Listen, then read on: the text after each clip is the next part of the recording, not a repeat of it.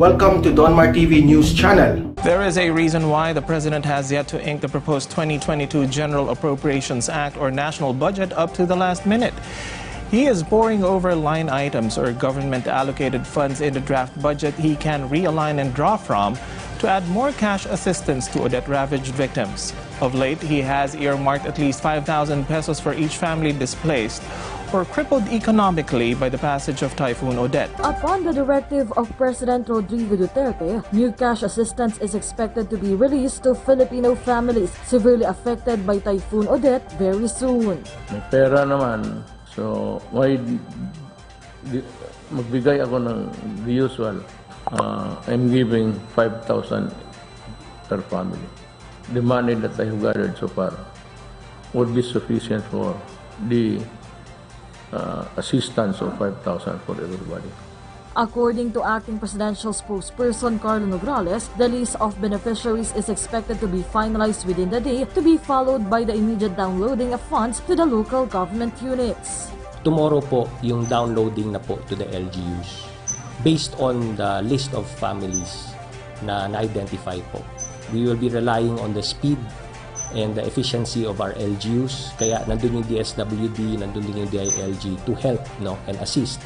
Nandyan din ang ating PNP, nandyan din yung AFP natin to also assist na maging kumbaga very efficient ang distribution natin. Aside from the financial assistance, typhoon victims will also continue to receive other government aid like food packs, water, livelihood assistance, and even free relocation and land aid for those who truly need it, as assured by the Chief Executive. Based on the latest report of the Office of Civil Defense, the reported number of deaths due to the catastrophe has now reached almost 400, although this is still subject to verification. 1,147 have been recorded injured while 83 are still missing. To further respond to the after effects of the typhoon as well as the prevailing COVID-19 pandemic, Malacanang assured that before the year ends, President Duterte will definitely sign the proposed 2022 national budget.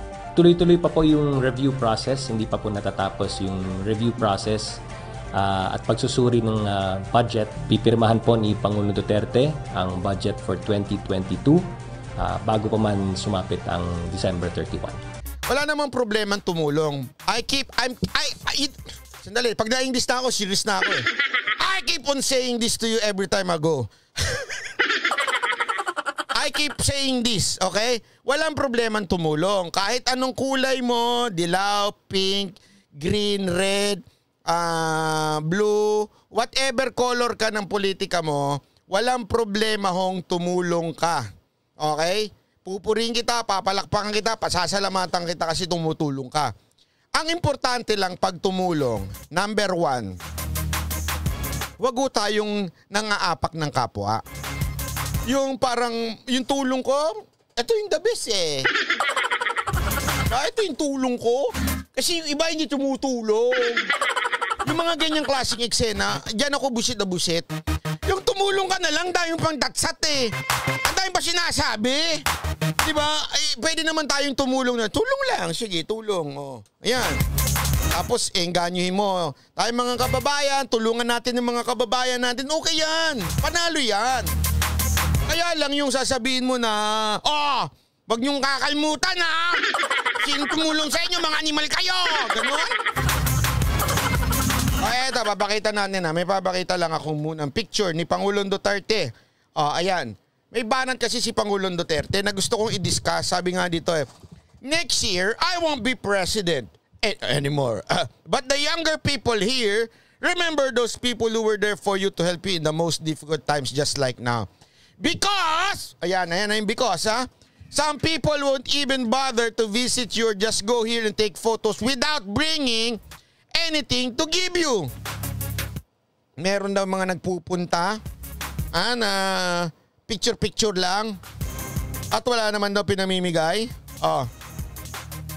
When they get here, they just take photos with the residents as a background. They don't do anything else other than that. Sino kaya yon? Sino kaya yung sinasabi ni Pangulong Duterte na nagpunta doon? Kilala nyo ba yon? Ako parang kilala ko yon. Nagpunta doon, nagpicture-picture, tapos sabi, We will return. We will be back. Doon kami magdadala ng gamit. Alam mo kung bakit? Ito kasi yung hinala ko. Ngayon kasi, si Aling Robredo, bumalik na doon. May daladala na. Pero nung unang araw na nagpunta siya doon, wala siyang daladala. Diba ho? So ano ibig sabihin? Ito kasi yung hinala ko. Ang hinala ko, gusto niya kasing malaman o mabigyan ng impression ng tao na ako ang nauna. Di ba? Ako yung nauna nagpunta. Hindi importante kung anong ginawa mo. Di ba? Yun ang problema. Ang ginawa lang niya, nauna siyang pumunta. Ano ngayon? Si Pangulong Duterte, nung nagpunta, aside from inassess niya yung mga nangyayari, may dala-dala na may mga program, may mga, hindi man niya dala yung bilyong-bilyong pera agad-agad, pero dala-dala niya na yung DSWD, dala niya na yung kung ano-anong mga tulong. Eto, nakikipag-unahan kasi. Yun ang problema natin. Ang problema natin talaga dito kay Madam Robredo, pasensya na Madam Robredo pero oo, tumutulong ka. Salamat, palakpakan ka, okay yun. Pero ang problema kasi sa'yo, ang hilig mo una yung ikaw lang yung bida-bida. Ikaw lang lagi ang bida, ikaw lang lagi yung nanguuna. Tapos, parang ang pinalalabas mo, ikaw lang talaga ang mabilis at ang tawag doon, sa Tagalog na yung maagap ba yun? Siya lang yung ganun. Kaya kahit wala kang dala, hindi ka nakapag-prepare, basta mauna ka, okay na sa'yo.